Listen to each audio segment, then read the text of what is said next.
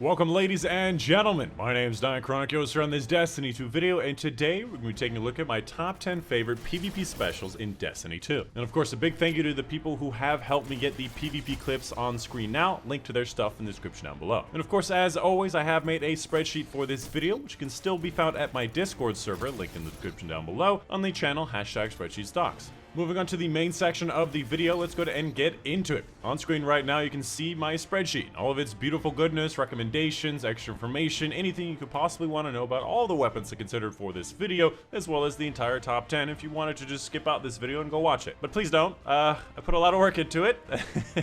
And I'm hoping to get this video out there. Now, obviously, I don't really do my top 10s like a lot of other people do. I'm not going to hang the top 10 on a carrot on a stick. Instead, we're going to go through each class of weapons, talking about how that class fits in the meta, and the best archetype within that class, and the reasons why. And hopefully, this video is going to be a lot shorter than the previous top 10. If you have any questions on certain parts of it, please let me know in the comments down below. Real quick, I just wanted to touch on the Ariana's Vow and Arbalest, very unique special ammo weapons. First of all, the Arbalest acts more like a sniper with charge time. It does have better aim assistance, but overall is a lot slower than other weapons and kind of falls apart. Ariana's Vow is used more in wombo combos. You shoot somebody with a bow, swap to Ariana's Vow, or shoot this with a grenade launcher, or shoot this follow up with a different hand cannon. And for the most part, I prefer having different kinds of specials, and I don't really find it that popular in the highest level play. Up next, we have the Trace Rifles. Now, the Trace Rifles are actually, in my opinion, very underrated. If you did not know, Trace Rifles have a similar time to kill that Gnawing Hunger used to have in Arrivals. Around 0.7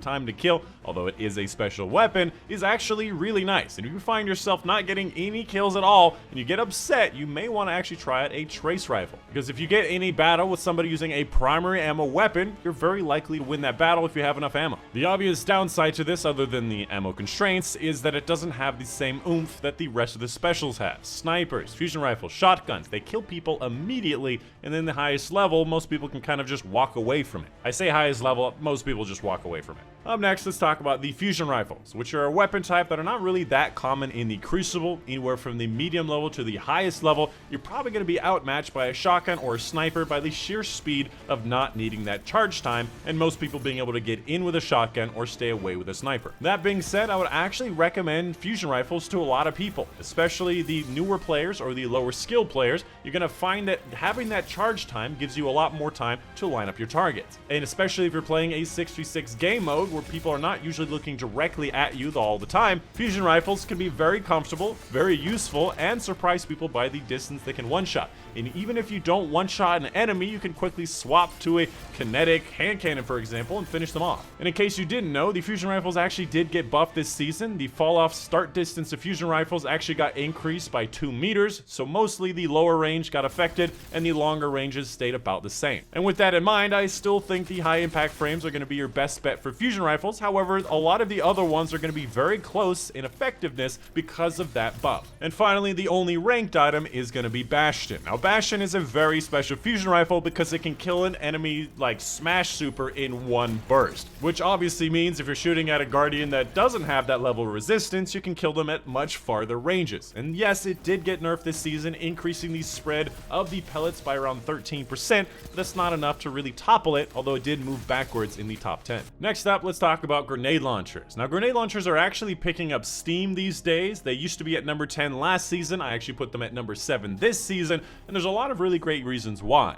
First of all, a lot of the artifact stuff has to do with grenade launchers, so there's a lot of cheap mods, even for PvP. Second of all, we got 2 new grenade launchers, including a kinetic grenade launcher, which we haven't seen in a long time, both of which have really good perks for both PvE and PvP. And more than ever, we're still using 120 hand cannons, so being able to shoot a shot of this at an enemy, break their shields, swap over to 120 hand cannon, and finish them off is becoming more and more popular. And finally, you can actually one-shot enemies to the body, and they finally fixed it so it doesn't bounce off of enemies half the time. And when it comes down to a lot of these grenade launchers, they are very available. Ignition Code coming from Override, Empty Vessel coming from any of the Vanguard stuff, you got Iron Banner for O-Rings Mall, you got the Ritual Quest for Salvager's Salvo, and of course a World Drop for Truth Teller. They are all over the place. Up next, let's talk about these snipers. Now, these snipers are probably going to be the weapon type that got hit the most this season with the changes. If you did not know, most of the changes were to a bunch of different perks, and the biggest perk to get changed was Quick Draw. Whereas before For the nerf, they not only increased the weapon swap speed, it also increased the handling by 100, maxing out your handling, which increases your aim down sight speeds,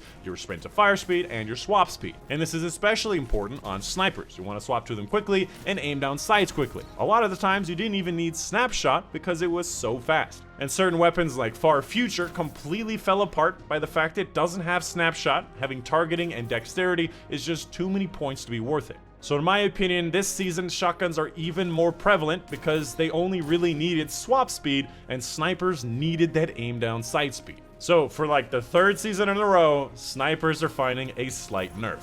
When it comes to the different sniper options, I still think in the same order. First of all, the worst types of snipers, which are still pretty good. We have the 140 RPM rapid fire frames, great handling, great aim assistance, and we also got a new version, Praetor's Revenge. We were missing a kinetic version for quite some time outside of Supremacy, and it also still has a pretty good sight on it, which is usually what you want, and usually closer range sights on the 140s. And of course, the biggest advantage of the 140s is you can fire faster than any of the other sniper rifle types, which is very important. If both of you hit a body shot or you miss a shot, you can get that second shot up before them. After that, I still like these 72 RPM aggressive frames. They're still doing okay. However, they obviously were the ones that got hit the most because of quick draw, because they have the lowest base handling and the longest zoom, meaning they usually aim down sights a little slower. However, there are still a bunch of different 72s that have things like snapshot that make them still a competitor, including a new one, Occluded Finality, with some great perk combinations, however a 58 zoom rather than a 50 or 45. And finally, I still think that the 90 RPM adaptive frames are still going to be your best bet. The great crossroads right in the middle of good handling, aim assistance, availability, kinetic, and energy options, including a new one this season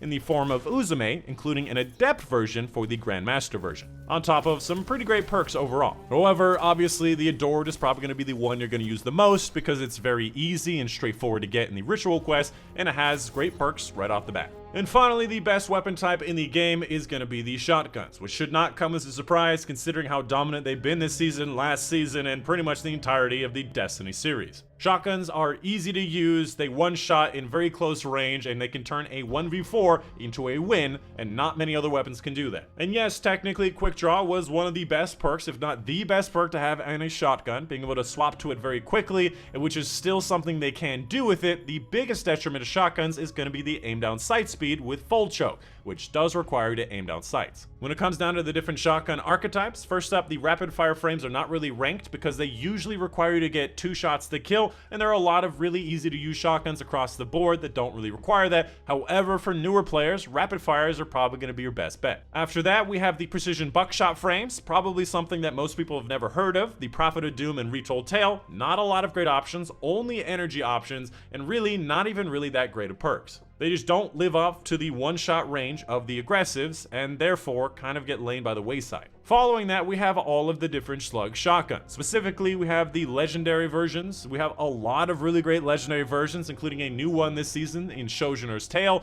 and a lot of dominant kinetic and energy options. Especially considering how long we've had these slug options, a lot of people have been getting used to these, which makes Duality and Chaperone, the exotic versions at 6 and number 2, a very favorable option, because people are getting used to these higher skill weapons. That being said, obviously they're a higher skill floor, higher skill ceiling kind of weapon. And when it comes to the different exotic options, Duality and Chaperone are very close to being the kinetic and energy versions of each other. However, Chaperone does fire a little bit faster, and the Roadburn perk pretty much doubles the range of the weapon, whereas Duality's On Black Wings only really increases the range by a little bit because of that extra damage. The biggest advantage of Duality, other than being an energy weapon, is the versatility and having that buckshot option. But just in general, Chaperone has a lot more range, and with Roadburn, a lot more than that, which in my opinion deserves that number 2 slot. Used to be at number 3. It did overtake the snipers and is an incredible weapon. If you can get it from, I believe, Amanda, that special quest with the new thing, you should definitely go get it. Following that, we have all of the lightweight frame shotguns, which in my opinion are the nice little middle ground of all the different shotguns of RPM, range, and damage, as well as availability. Considering we finally got our kinetic version in the form of Reese Walker, it's more available than ever. And when it comes down to Reese Walker, by the way, this has been a very popular choice in Iron Banner because it has something called Iron Reach, which increases the range by like 20 or 30 for stability, which really doesn't matter on a shotgun. Pretty much allow you to max out the range on this shotgun, which is unheard of on lightweight frames. That being said, energy and kinetic versions are still doing really well. My big recommendation here is make sure you have full choke. Makes the one-shot range a lot more consistent. On top of the fact that, again, it's a lightweight frame, meaning you run faster, slide farther with it, which is always nice to have on a shotgun. And finally, for the #1 weapon type in the game is going to be the aggressive frame shotguns. Now these things, you've seen them, you know what Felwinter's Lie is, they've been tearing up the Crucible. Now as a little side note here, I don't really include Toil and Trouble on this list. Its stats are inferior to a lot of the other shotguns, its potential perks are also not really that great, so I don't include it in the top 10. And obviously the biggest contributor to these shotguns being insanely powerful and insanely used is the fact that Felwinter's Lie comes from the exotic archive for basically just glimmer and legendary shards. Felwinter's Lie, built in with a shot package, meaning that their shot are more uniform. It has full choke, it has accurize, it has surplus instead of quick draw now, which is still a great perk to have. It has opening shot, and of course it has a range masterwork, and of course a mod slot, which is something that obviously exotics cannot have. In my opinion, the Felwinter's Lie is still gonna be your exotic tier legendary weapon. It's extremely available, and aggressives in general just have incredible one-shot ranges as compared to the other shotguns, and pretty easy to use as well as compared to slug shotguns. In case you haven't heard already, I actually have a giveaway going on right now. Astro A10 headset, Blue Yeti microphone, link in the description down below how to enter, and of course, cute animals on screen right now for making to this section of the video. It's my way of saying thank you for watching the video, because I don't usually like to ask for likes or subscriptions. I just put cute animals on screen. Hope you do the right thing. And of course, a big thank you to my patrons on Patreon. Truly, without their help, I would not be able to do these spreadsheets because they take 10 to 20 hours every single week, and really, I make absolutely no money from them. I make money from the videos, and most people just look at the sheets. And the patrons on Patreon are making it possible. So if you want to see videos like this continue, please consider checking out my Patreon. If only 0.1% of you gave $10 a month, I'd be able to make minimum wage. And I love making these spreadsheets, and I love doing YouTube, so please help me do that. Specifically, I want to give a big thank you to Manny Boudou, Mom Dad, Dr. Strange, Joe Smith, Monday, Steve Bachman, Raymond Joner, Youth Panther, Cole Sherman, Casey Reagan for their support on Patreon. And that's it. Hope you guys did enjoy. My name's Dychronic, and I'll see you guys on the next one.